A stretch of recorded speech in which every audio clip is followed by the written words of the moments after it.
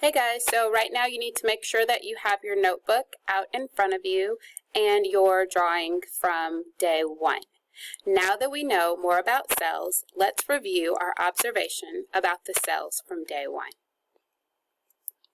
Alright, so now that you have your notebook out in front of you, hopefully you have your I can statement at the top written neatly, and now you should have your images, so image 1, 2, and 3 should be there, along with your observations and conclusions.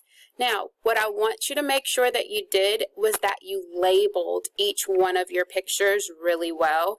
So mine are not labeled, but what I want you to make sure that you do is go back and add color or describe the color. So here you could say, I noticed green dots in this one, that some of the shapes are like rectangles or they look like some bricks.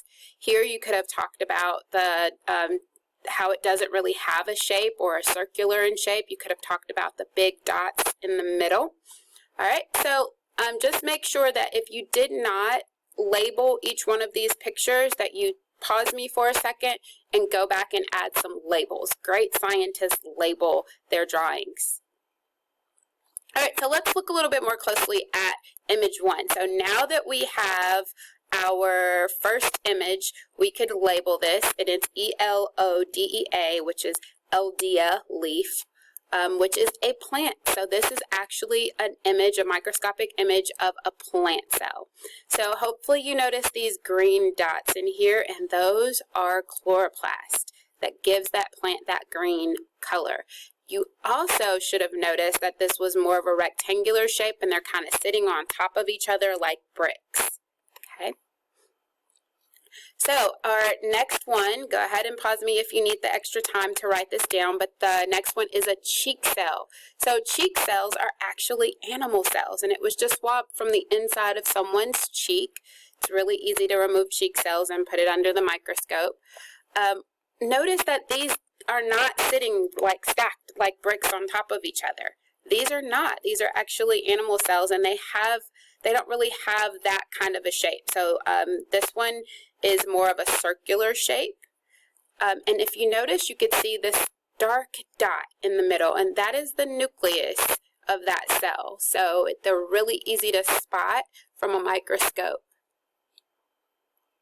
All right, and then that last one was the onion epidermis. So what is onion epidermis? Epidermis means skin. So it's actually just the skin of an onion.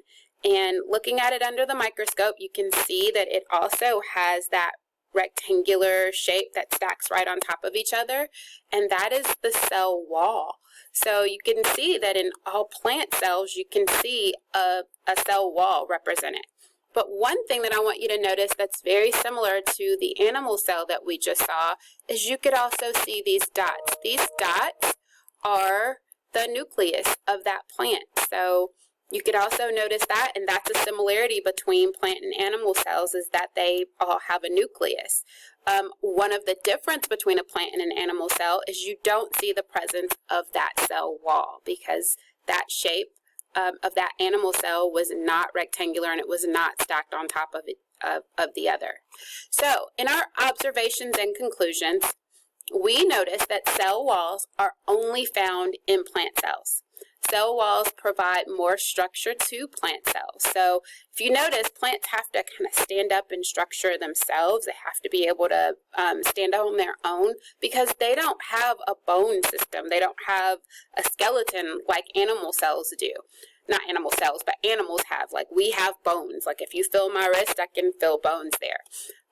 But plants don't have bones. So one thing that they have to help protect them and give them structure is a cell wall.